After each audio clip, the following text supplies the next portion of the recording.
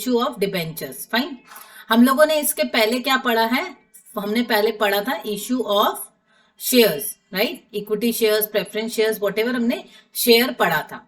एक बार just brief रिकैप्सुलेशन कर देती हूं मैं। ये जो कंपनी इशू करती है, सबसे पहली चीज है कि कंपनी जो इशू करती है मार्केट में, ये जो शेयर्स इशू कर रही है, डिबेंचर्स इशू कर रही है, वो क्या है, एक बार जस्ट ब्रीफ में बता दे रही हूँ। देखो, जब एक कंपनी अपनी कंपनी को रन कर रही है, मे बी कंपनी एक्सपैंड कर रही है, ये कंपनी का साइज है, कंपनी को एक्सपैंड करना है। मैं जस्ट एकदम बेसिक एग्जांपल देके समझा रही हूँ, ये कंपनी को बड़ा करना है। अभी जब कंपनी अपने आप को एक्सपैंड करेगी, फर्दर एक्सपेंशन हो गया व्हाटएवर, तो इसमें क्या होता है, इसमें फंड की रिक्वायरमेंट होती है, तो उसको मैं बोल सकती हूँ कैपिटल की रिक्वायरमेंट है। अब ये कैपिटल की सोर्सिंग कहाँ से होगी, there must be some sourcing required, कहीं ना कहीं से पैसे की जरूरत है ना, पैसे कहाँ से आएंगे। तो अभी कंपनी के पास दो ऑप्शन है, what company can do, company can raise capital, ये जो कैपिटल की जरूरत होगी ना फॉर एक्सपेंशन, उसके लिए कंपनी क्या करेगी, रेज करेगी, क्या रेज करेगी, कैपिटल।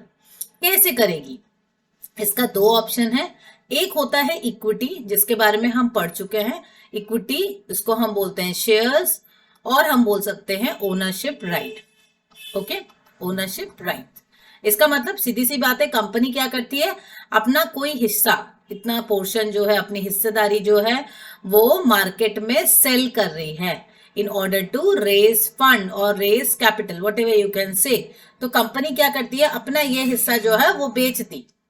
मैंने क्या किया, मैंने अपना सपोज ये पोर्शन जो है ये सेल कर दिया, ये सेल कर दिया तुमको, तो तुम अब क्या हो गई, तुम मेरी पार्टनर हो गई। तो जो शेयर होल्डर हैं या जो इन्वेस्टर बोल सकते हो, ये शेयर होल्डर मैं बोल रही हूँ, उन लोग क्या हो गए, कंपनी के ओनर हो गए। इसलिए बोलते हैं ना ओनरशिप राइट। कंपनी क्या करती है, कैपिटल रेज करने के लिए, जो इक्विटी इशू होती है ना, कंपनी अपना एक पोर्शन सेल कर रही है, company is actually selling a portion of shares, एक पोर्शन ऑफ शेयर्स वो सेल करती है, to whom, to the share holders, वो शेयर होल्डर्स को अपना एक पोर्शन बेच रही है।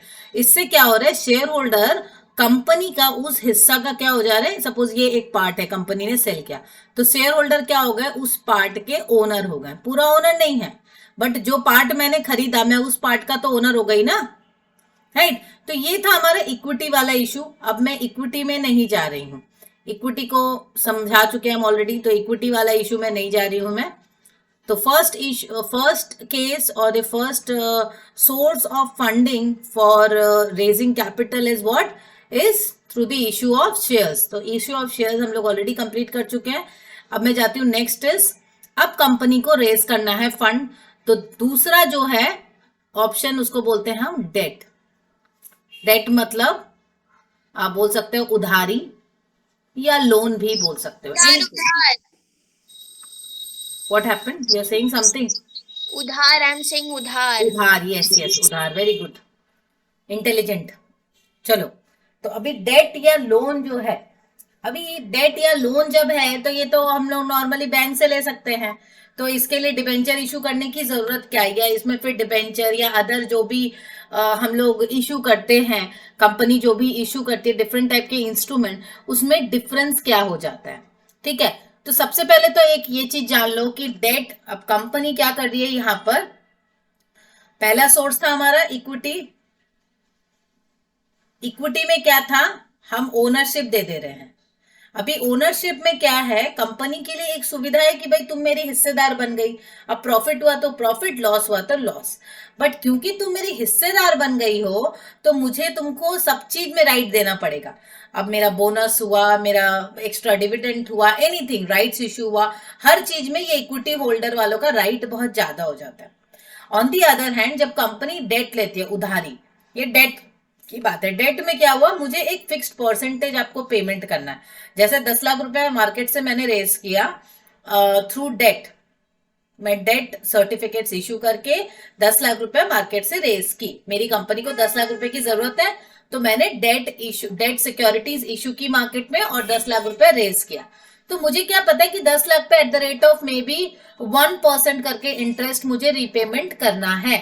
ठीक है, तो मुझे क्लियर है कि 10 लाख पे 1% करके इंटरेस्ट देना है, मैं उसको दे दूंगी, मुझे उससे ज्यादा कोई टेंशन नहीं लेना, उससे ज्यादा कोई हेडेक नहीं लेना, क्योंकि ये डेट है, fine, eight the rate of 1% interest, इससे ज्यादा कोई हिस्सेदारी नहीं है। तो ये है डेट का मेन फीचर कि डेट में रिस्पॉन्सिबिलिटी इतनी है, पर इतनी ही नहीं है। रिस्पॉन्सिबिलिटीज में क्या हो जाती है, कंपनी की लायबिलिटी बढ़ जाती है। क्यों बढ़ जाती है, देखो, क्योंकि कंपनी को एक रिस्पॉन्सिबिलिटी लेना पड़ता है ना कि भाई हमको तो देना ही पड़ेगा। Whether company is earning a profit और bearing a loss, company must pay back the debt. जो भी उधारी कंपनी ने ली है वो उसको पेमेंट करनी ही पड़ेगी, ठीक है। तो कंपनी अकाउंट्स में इश्यू ऑफ डिबेंचर्स को बिल्कुल ब्रीफ में हम लोग चलते हैं। अब ब्रीफ में डिबेंचर क्या है, सबसे पहली चीज क्या है हमारा, debt issued by the company. अब देखो, कंपनी ये डेट इशू कर रही है, कंपनी ये डेट इशू कर रही है मार्केट में, ठीक है। तो डिबेंचर क्या है, debenture is a written acknowledgement कि मेरी कंपनी, मैं मार्केट में डेट इशू कर रही हूँ। डेट मतलब उधार। तो अब उधार कैसे इशू करेगी, ये भी एक बात है ना कि तुम बोलोगे मैं ये उधार कैसे इशू कर रही है कंपनी। जैसे इक्विटी इशू होता है, इक्विटी में भी हमने देखा था कि इक्विटी जो होता है ना, वो शेयर, इक्विटी या शेयर जो है वो क्या हाँ हाँ मार्केट में कैसे सेल होता है, उसके यूनिट सेल होते हैं। शेयर जो है मार्केट में, अगर मुझे मार्केट में शेयर खरीदना होगा तो मैं क्या करूंगी, मैं अपना एक डीमैट अकाउंट करवाऊंगी, ट्रेडिंग अकाउंट करूंगी, और मैं वहां पे हो सकता है 200 यूनिट्स आईटीसी के खरीदी, 300 यूनिट टाटा पावर के खरीदी। इसका मतलब क्या है, ये सारी कंपनी ने अपने शेयर्स जो है यूनिट्स में सेल करके, मैंने यूनिट्स में मार्केट में इशू किए हैं। ऐसा थोड़ी ना कंपनी ने शेयर इशू किया और एक ही आदमी ने खरीद लिया, फिर तो वो प्राइवेट प्लेसमेंट हो जाएगा, फिर तो वो पब्लिक इशू नहीं होगा। पब्लिक इशू मतलब उसके छोटे छोटे नंबर ऑफ यूनिट्स होंगे, कि सपोज पहले हमने पढ़ा authorised capital like 50,000 number of shares at the rate of ₹100 each. इसका मतलब क्या है, 50,000 number of shares is the authorised capital. तो 50,000 शेयर्स जो है वो मार्केट में इशू होंगे, इक्विटी इशू, ठीक है। मैं इक्विटी इशू का एग्जांपल दे रही हूँ। तो इसका मतलब क्या है, जो कंपनी रेस कर रही है कैपिटल थ्रू इक्विटी इशू, तो इक्विटी इशू में क्या था, हम 50,000 शेयर्स मार्केट में बेच रहे हैं और वो 50,000 से पैसे रेस कर रहे हैं, यही था ना इसका फंडा।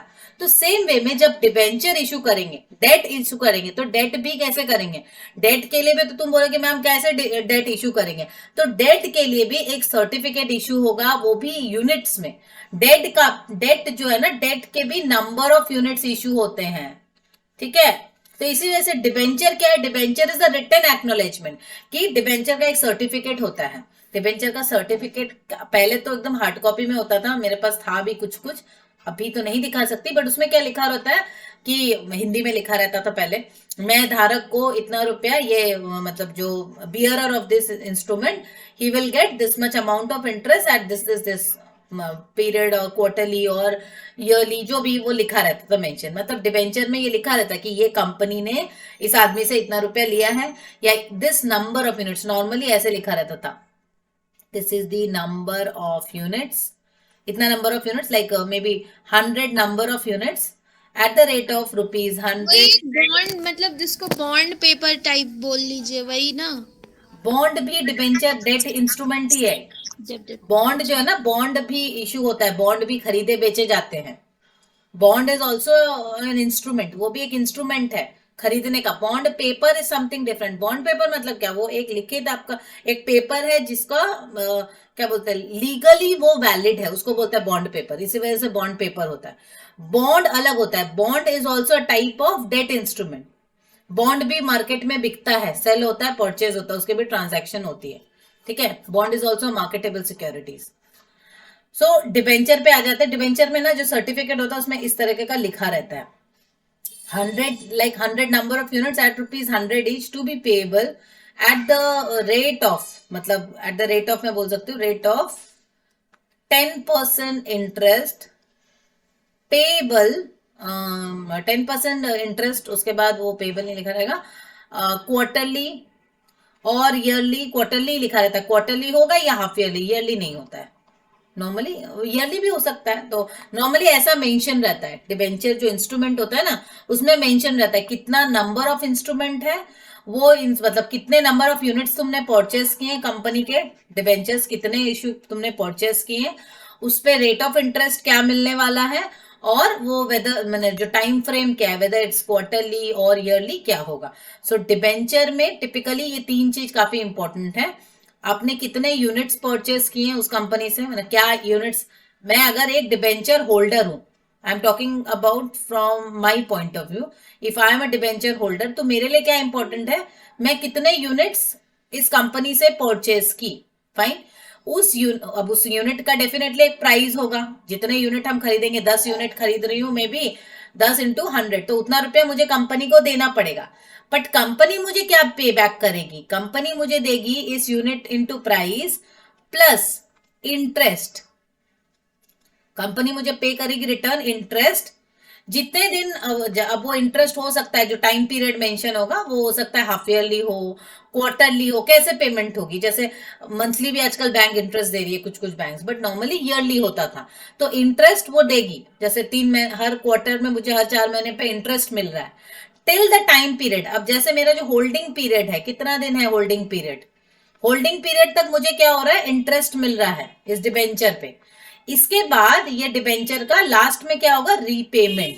मतलब मैं देखो मुझे कितना फायदा हुआ एज अ होल्डर, मेरे लिए क्या क्या फायदा हुआ कि मैंने खरीदा, सपोज कितना में, 10 इंटू 100, 1000 में मैंने खरीदा। अब 1000 रुपया जो मेरे इन्वेस्टमेंट हुए इनिशियली, देखो एक डिबेंचर होल्डर के लिए क्या बेनिफिट है ये तुमको समझ में आ जाएगा, मैं शॉर्ट में लिख रही हूँ डीएच। मैं एक डिबेंचर होल्डर हूं, मैंने इस कंपनी के, सपोज ये पीएसबी कंपनी है, मेरी कंपनी के, या सपोज पीएसबी की कंपनी से मैंने डिबेंचर परचेस किया, यूनिट्स परचेस किया, कितने, 10, उसका प्राइस क्या था 100, तो मेरा कितना इन्वेस्टमेंट हुआ 1000। अभी 5 साल तक, फॉर 5 ईयर्स मुझे क्वार्टरली, या चलो 5 ईयर्स में ईयरली इंटरेस्ट मान रही हूँ, तो yearly eight the rate of 10%, तो मुझे 100 रुपया करके 2 साल, 3 साल, 4 साल में सिंपल इंटरेस्ट दे रही हूँ, 1 2 3 4 5 में सिंपल इंटरेस्ट ली, कंपाउंडिंग नहीं ली।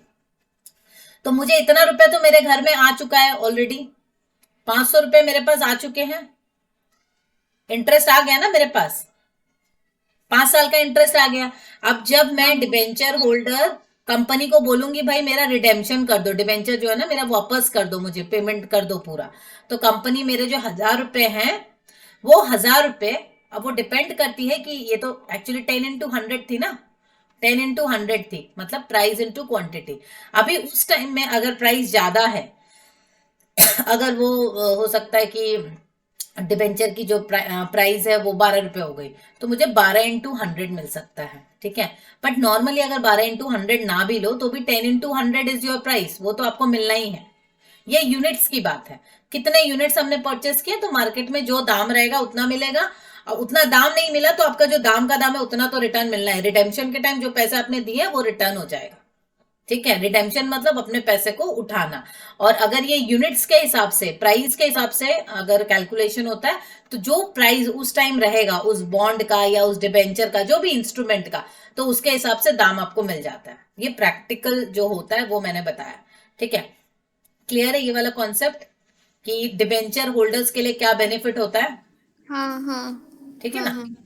चलो ठीक है, अब मैं आ जाती हूँ थियोरिटिकली जो है आप लोग का किताब के हिसाब से, उसमें आ जाते हैं, क्योंकि सब प्रैक्टिकल पढ़ने से नहीं होगा। अभी एग्जाम्स में जो आएगा वो थियोरिटिकल ज्यादा आएगा, अभी फिलहाल तो क्लास 12 के एग्जाम में इतना ज्यादा प्रैक्टिकल चीजें नहीं आने वाली आप लोग की, ठीक है।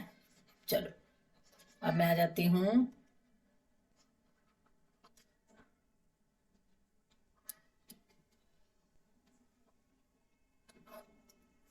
क्या हुआ,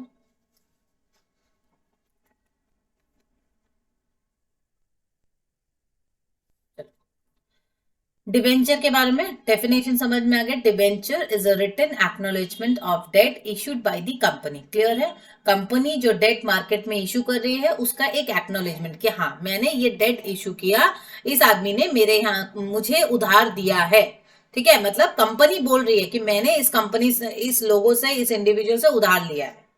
According to Section 2, subsection 30 of the Companies Act 2013, debenture includes debenture stocks, bonds, or any other instrument of a company evidencing a debt, whether constituting a charge on the assets of the company or not. क्या मतलब है इसका, सीधा सा बात है, companies act 2013 क्या बोल रहे हैं, डिबेंचर में ही इंक्लूड होता है डिबेंचर स्टॉक, जो मैंने अभी डिबेंचर स्टॉक के बारे में बताया।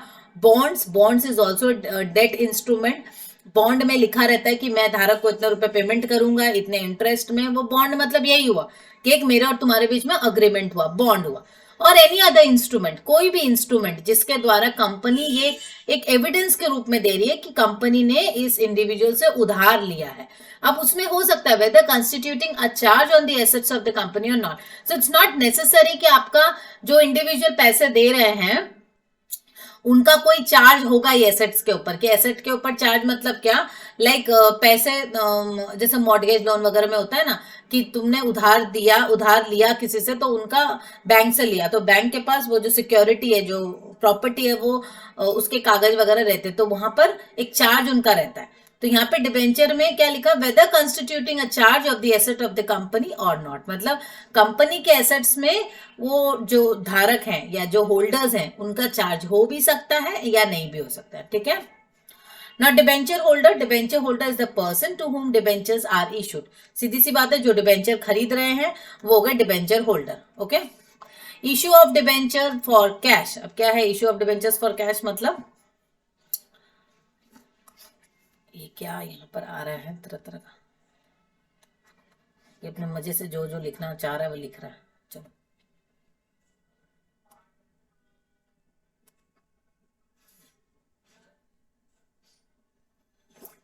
Issue of debentures for cash. अब issue of debentures for cash का मतलब क्या है, it means issue of debentures against consideration being received in cash. तो issue of debentures for cash का सीधा सा मतलब है जब आप इश्यू कर रहे हो डिबेंचर्स और उसका कंसिडरेशन क्या चीज में ले रहे हो, कैश में, मतलब पेमेंट कैश में ले रहे हो। मैं उधार ले रही हूँ कैश में, वही हो गया, कंपनी उधार ले रही है कैश में, मैं नहीं उधार ले रही, कंपनी ले रही है। ठीक है। Issue of debentures for consideration other than cash, it means issue of debentures against consideration not being received in cash but received in kind, that is assets or services. It is also possible that a company raises some other sort of benefits like assets कोई raise कर रहा है या services, उसके against वो debenture issue कर दे रहा है। ठीक है। Issue of debentures as collateral security. It means that the debentures have not been issued for consideration received in cash or in kind, but have been issued as a security for loan taken. अभी क्या होता है, कभी कभी company ने कोई bank से loan लिया या किसी आदमी से ही लोन लिया, तो लोन लेने का उसके बाद लोन जो लिए है उसके रिपेमेंट करने का कुछ अगर उसको नहीं लग रहा है कि ये रिपेमेंट करेगा नहीं करेगा, सिक्योरिटी नहीं है, तो उसके अगेंस्ट पर कंपनी उसको डिबेंचर इशू कर देती है। ठीक है। Issue of debentures at par, it means that the issue price and the nominal face value of the debentures are same. तो ये issue of debentures at par, अभी मैंने थोड़ी देर पहले बताया था ना कि डिबेंचर्स होल्डर्स को क्या फायदा होता है। तो issue of debentures at par मतलब ये जो डिबेंचर इशू हो रहा है वो उसके एक्चुअल प्राइस में डिबेंचर इशू होता है ना। अब अगर 100 रुपए की चीज 100 रुपए में इशू हुई तो क्या हुआ, वो पार वैल्यू या फेस वैल्यू है। ठीक है। Issue of debentures at premium, कुछ अच्छी कंपनीज का होगा तो 100 का 120 में इशू होगा, तो वो क्या हो जाएगा, premium. Debentures at par. Now debentures, जब हम डिबेंचर इशू करते हैं, क्योंकि मैंने पहले ही बताया कि डिबेंचर जो है उसके भी यूनिट्स हम लोग इशू करेंगे। ठीक है। Just like equity shares, debentures जो इशू होते हैं एट पार मतलब क्या हुआ, 100 रुपए की चीज 100 रुपए में। Issue of debentures at premium मतलब 100 रुपए की चीज 120 में। और issue of debentures at discount मतलब 100 रुपए की चीज 80 रुपए में बेचने पड़ रही है। ठीक है। वो हो गया आपका issue of debentures at par, at premium, at discount, तीनों ही केस हो सकता है just like equity share. Now next is redemption of debentures at par. Redemption का मतलब क्या होता है, पूरे पैसे हम उठा रहे हैं, it means that the redemption value and the nom redemption of debentures at par. अब रिडेम्पशन मतलब मैं अपने पैसे को उठा रही हूँ, मैं एक डिबेंचर होल्डर हूं, मैंने कंपनी को उधार दिया था, वो उधार के पैसे में रिटर्न ले रही हूँ। This is what redemption is, redeem करना बोलते हैं ना, मैं अपनी चीज को रिटर्न ले रही हूँ। तो debentures, redemption of debentures at par मतलब जो हमारा फेस वैल्यू था उसी वैल्यू में उठा रही हूँ। 100 रुपए में यूनिट्स मैंने परचेस किया था, 100 में ही मुझे उठाना पड़ रहा है। मैंने अभी बताया था ना कि डिबेंचर्स होल्डर्स की बेनिफिट क्या होती है, एक तो उनको इंटरेस्ट मिला 5 इयर्स का, 2 साल का, 3 साल का, व्हाटएवर। नेक्स्ट वो जो प्राइस में खरीदे थे उससे अब वो जो मार्केट प्राइस है, अब वो हो सकता है एट मार्केट प्राइस या एट पार वैल्यू में उनको लेना पड़े, उठाना पड़े। Redemption of debentures at premium, premium क्या होगा, जब जो 100 रुपए में मैंने खरीदा था अभी मार्केट प्राइस 120 है, या प्रीमियम में ही मुझे मैं उठा रही हूँ, रिडीम कर रही हूँ, तो 120। इंटरेस्ट ऑन डिबेंचर, इंटरेस्ट मतलब मैंने अभी थोड़ी देर पहले बताया था ना, डिबेंचर होल्डर की बेनिफिट क्या है, डिबेंचर होल्डर्स को क्या मिलता है, जो यूनिट्स हमने इन्वेस्ट किया उस पर हमको इंटरेस्ट मिलता है। सबसे इंपॉर्टेंट फैक्टर ही है इंटरेस्ट, कि मैंने अगर 10 यूनिट परचेस किया 100 रुपया करके, मैंने क्या परचेस किया, 10 units of debenture eight the rate of 100 rupees, ये प्राइस है, तो मैंने कितना इन्वेस्ट किया इस कंपनी में, 1000 रुपए इन्वेस्ट किया। अब मेरे जो डिबेंचर जो इंस्ट्रूमेंट या डिबेंचर जो सिक्योरिटीज, उसमें क्या मेंशन रहता है, वॉट एवर यूनिट्स प्राइस और इंटरेस्ट मेंशन रहता है कि भाई हमको इंटरेस्ट मिलेगा may be 10%, 6%, what ever payable. अब पेएबल कैसे मिलेगा उसको, क्वार्टरली होगा, हाफ ईयरली होगा, ईयरली होगा, व्हाटएवर। तो इंटरेस्ट ऑन डिबेंचर मतलब जो कंपनी आपको इंटरेस्ट दे रही है, लाइक मैं एक डिबेंचर होल्डर हूं, मैंने एक कंपनी के डिबेंचर सिक्योरिटीज परचेस की, तो कंपनी मुझे रीपे कर रही है जो interest, that is it is the cost of servicing the loans raised by the issue of debenture, उसको हम बोलते हैं इंटरेस्ट ऑन डिबेंचर। ओके, पूरा फंडा ही तो देखो डिबेंचर का इंटरेस्ट के ऊपर है, नहीं तो डिबेंचर क्यों आता, एक इंटरेस्ट, हमको फिक्स्ड अमाउंट ऑफ इंटरेस्ट मिलता है, यही हमारा इसका बेनिफिट है। चैप्टर समरी में आ जाते हैं। डिबेंचर्स क्या है, debenture is a written acknowledgement of a debt by the company, it contains the terms for the repayment of the principal debt on a specified date and for a payment of interest at a fix percent until the principal sum is paid. तो summary में हम लोग क्या देख रहे हैं, what is a debenture, सीधी सी बात है, डिबेंचर मतलब एक रिटन एक्नॉलेजमेंट की कंपनी ने उधार लिया है, इन लोगों से उधार लिया है, उसमें टर्म्स ऑफ पेमेंट रहेगा, रीपेमेंट, कंपनी रीपेमेंट कैसे करेगी, प्रिंसिपल कब पेमेंट करेगी, इंटरेस्ट कितना देगी और कब कब देगी, ठीक है। Disclosure of debenture in the companies balance sheet, company के बैलेंस शीट में डिबेंचर को कहां दिखाना है, कैसे दिखाना है, वो आ जाते हैं हम लोग।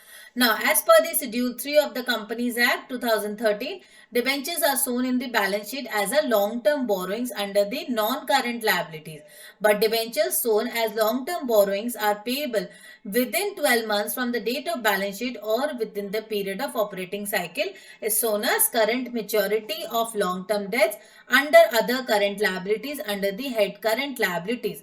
देखो यहाँ पे डिबेंचर्स को कंपनी के बैलेंस शीट में कैसे दिखाते हैं, वो स्पेसिफाइड है, स्पेसिफाइड कहां पर है, as per the schedule 3 of the Companies Act. तो कहां दिखाते हैं इसको, debentures are shown in the balance sheet, balance sheet में कहां दिखाएंगे, लॉन्ग टर्म बोरोइंग्स में, लॉन्ग टर्म बोरोइंग्स में दिखाएंगे, लेकिन नॉन करंट लायबिलिटी, क्योंकि जब लॉन्ग टर्म है तो डेफिनेटली वो करंट नहीं हो सकती, हम लोग को पता है ना, जो भी लॉन्ग टर्म हो गई वो तो करंट नहीं होगी, वो हमेशा नॉन करंट होगी। करंट का मतलब क्या होता है, current with in a period of 1 year, 1 year के अंदर अंदर में जो भी रिपेमेंट होगा या 1 ईयर के अंदर जो भी रिसीवेबल होगा उसको बोलते हैं हम करंट, और जब 1 ईयर का बाद की बात होती है वो हो जाता है लॉन्ग टर्म लायबिलिटीज, ठीक है। तो balance sheet as long term borrowings under non current liability, but debentures shown as long term borrowings and payable within 12 months. कभी कभी क्या होता है, लॉन्ग टर्म बोरोइंग्स में दिखा रहे हैं बट 12 महीने के अंदर देना, 12 महीने के अंदर रिपेमेंट करना, मतलब जैसे 31 मार्च 2022 ये डेट का बैलेंस शीट है, ये डेट में बैलेंस शीट इश्यू हुई, ठीक है। इसके और 12 महीने इसके संग प्लस कर लो और 12 मंथ्स, ओके, उसको हम दिखाएंगे लॉन्ग टर्म बोरोइंग्स में, लेकिन पेएबल विद इन 12 मंथ्स, उसको हम क्या बोलेंगे, मतलब कोई ऑपरेटिंग साइकिल, उसको हम बोलेंगे current maturity of long term debts under current liabilities under the head current liabilities. तो ये करंट लायबिलिटीज में आ जाएगी। जब देखो आज का बैलेंस शीट है, बैलेंस शीट आया 31 मार्च 2022 का, इसके संग प्लस कर दो और 12 महीना, मतलब इसके और 1 साल, आज से और 1 साल समझ लो, तो वो क्या हो गया, 1 साल के अंदर जब पेमेंट करना है तो 1 ईयर का टाइम गैप हो गया, तो 1 ईयर वाला क्या हो गया, वो हो गया करंट, ठीक है, वो लॉन्ग टर्म नहीं रहा। Current maturity of long-term debts and other current liabilities under the head current liabilities, interest accrued due and not due is shown as other current liability under the current liabilities, ठीक है। Characteristic of debenture क्या है, a debenture is a written document or certificate which acknowledges the debt by the company। सीधी सी बात है, debenture एक written document है, वो सर्टिफाई कर रहा है कि कंपनी ने उधार लिया है ना, डिबेंचर होल्डर लोगों से उधार लिया है, अगेन रिपीट कर रही हूँ, कंपनी किससे उधार ले रही है? Debenture holder. इन लोगों ने कंपनी को पैसे दिए, कंपनी की डिबेंचर होल्डर को क्या देगा? इंटरेस्ट प्लस प्रिंसिपल, जिसको हम रिडेम्पशन बोलते हैं। The debenture certificate is issued under the common seal of the company. Company का जो ब्रांड नेम है, लोगो है, कॉमन सील उसको बोलते हैं। लाइक पीएसबी से इशू कर रहे हैं तो हो गई डिबेंचर सर्टिफिकेट, इस कंपनी के नाम से इशू होगी। If the company has a common seal, it has to be, company common seal होगी तभी वो डिबेंचर इशू कर सकेंगे। Mode and period of payment of principal and interest is fixed and is stated in the debenture. Rate of interest is fixed and is stated in the debenture. The debt taken by issue of debentures is usually secured by a charge on the assets of the company. It is considered as an external equity or long-term borrowings of the company. सीधी सी बात है, ये external equity source है क्योंकि हम बाहर से ये पैसे की फंडिंग कर रहे हैं। Okay. Next is types of debenture. Types of debentures में कितने तरह के हमारे डिबेंचर है, हम लोग उसमें आ जाते हैं। First is secured debentures. Secured debentures are those debentures which are secured either on a particular asset or on all the assets of the company in general. तो क्या हो गया? Secured debentures मतलब क्या हो गया? जैसे मैं एक डिबेंचर होल्डर हूं, मैंने आपकी कंपनी के डिबेंचर्स खरीदे, तो डिबेंचर खरीदे मतलब क्या हो गया? मैंने इस कंपनी के, मैं एक डिबेंचर होल्डर हूं, मैंने इस कंपनी के डिबेंचर खरीदे, इसका मतलब मैंने कंपनी में पैसे दिए। अब कंपनी मुझे रीपे करेगा कि नहीं उसका एक टेंशन है। तो क्या है, मेरा जो डिबेंचर सर्टिफिकेट है उसमें लिखा हुआ है कि ये जो कंपनी है इसका जो एसेट्स है उस पे मेरा एक चार्ज है।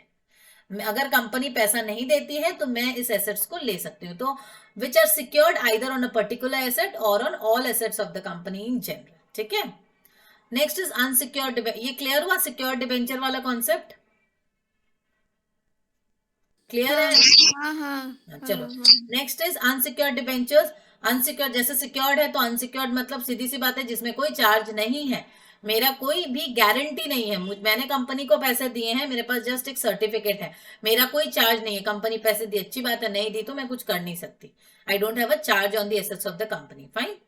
Redeemable debentures are those debentures which will be repaid by the company at the end of specified period. तो रिडेबल मतलब जो कंपनी रीपेमेंट कर देती है, may be after 5 years, after 10 years, वो हो गया redeemable. Irredeemable debenture are those debenture which are not repayable during the life of the company. एक हो गया रिडेमेबल जिसका लिखा रहता है, मेंशन रहता है कि आफ्टर 5 years कंपनी पेमेंट कर देगी। और इररिडेमेबल मतलब क्या होता है, कंपनी के लाइफ स्पैन में, मतलब जब तक कंपनी जिंदा है तब तक उसका मतलब पूरा रिडेम्पशन नहीं होगा, मतलब पूरा प्रिंसिपल अमाउंट जो था, जैसे मैंने अगर 1 लाख रुपया कंपनी को दी, कंपनी मुझे 1 लाख रुपया जब तक कंपनी जीवित है उसका सिर्फ इंटरेस्ट ही देता रहेगा, प्रिंसिपल अमाउंट नहीं पे करेगा। ठीक है, क्लियर है? Redeemable and irredeemable debentures. Irredeemable debentures अब शायद इशू नहीं होता, मुझे एक बार चेक करना होगा, क्योंकि इररिडेमेबल जो प्रेफरेंस शेयर्स हैं वो तो इशू नहीं होता है अब। Registered debentures are those debentures where the name, address and number of debentures held by the debenture holders are registered with the company. Bearer debentures, अब देखो registered debenture जिसमें जो debenture holder है उसका पूरा डिटेल्स रहेगा, नाम पता सब कुछ। ठीक है। और bearer debenture मतलब bearer मतलब जो उसको होल्ड कर रहा है, जैसे मैं अगर डिबेंचर लेकर गई मुझे पेमेंट मिल जाएगी, वो हो गया bearer। First debenture are those which are to be repaid before the other debenture. First is just like preference shares कि पहले इसको पेमेंट होगा बाकी बाद में सबको। Second debentures are those debentures which are to be repaid after the first debenture. Specific coupon rate debentures are those debentures which carry specified rate of interest. Specific coupon rate ही ज्यादा होता है, अगर उसमें 5% लिखा है क्वार्टरली तो 5% quarterly payment करना ही होगा, उसको बोलते हैं specified coupon rate. Coupon rate is actually the interest rate को बोल सकती हो। Zero coupon debentures bonds are those debentures which do not carry any rate of interest. अभी जो जीरो कूपन डिबेंचर बॉन्ड्स है ये एक अलग टाइप का कूपन डिबेंचर्स हैं, बोल सकते हो जीरो कूपन, जिसको बॉन्ड भी बोलते हैं। इसमें कोई रेट ऑफ इंटरेस्ट नहीं होता है। ठीक है, बट इसका एडवांटेज होता है जीरो कूपन डिबेंचर बॉन्ड्स का, जो हम अलग से बाद में अच्छे से समझा देंगे। उसको क्या होता है, कम रेट में हम खरीदते हैं, फिर उसको एक प्राइस मेंशन होती है, वो प्राइस में हम बेचते हैं या रिडीम करते हैं, ऐसे होता है उसका। इसका फंडा थोड़ा अलग है जीरो कूपन का। कन्वर्टेबल डिबेंचर्स जो कन्वर्ट हो जाता है into shares after specified period. Like तुमने मुझे उधार दिया बट कुछ साल बाद वो उधार जो है हिस्सेदारी में बदल गई, तो debentures are converted into shares. ठीक है। Fully convertible debentures are those debentures which can be converted into where the full amount is to be converted into equity share. Fully converted debentures क्या होगा, जहां पे जो भी अमाउंट, टोटल अमाउंट जो तुमने दिया है मुझे, उसको टोटल को ही मुझे इक्विटी में कन्वर्ट करना पड़ेगा. ठीक है, ये हो गया. पार्टली कन्वर्टेड मतलब अब 10 लाख दिया है तो 5 लाख हो गया इक्विटी और 5 लाख हो गया डेट में ही रहेगा, ऐसा हो गया पार्टली कन्वर्टेबल. और नॉन कन्वर्टेबल जो कि कन्वर्ट नहीं होता है इनटू शेयर्स, वो नॉर्मली उधार का उधार ही रहता है. ठीक है, क्लियर है? और कुछ कंफ्यूजन है इसमें? कुछ कंफ्यूजन है इसमें?